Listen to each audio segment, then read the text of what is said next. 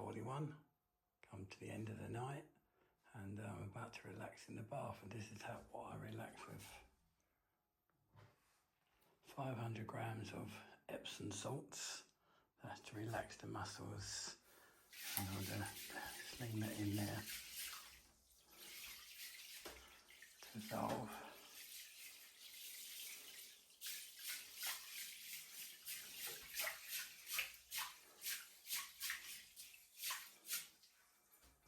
That in there, so that I shall have myself a good soak.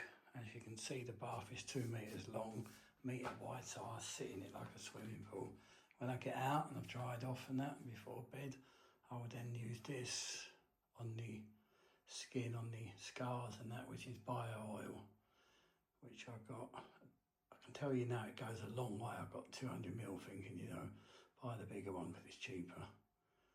But I'm going to have it enough to last me the rest of the year, unless I do some massages.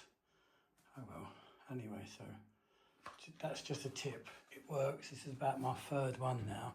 It really relaxes your the muscles and aches, and hopefully it helps with the healing. Thanks for watching.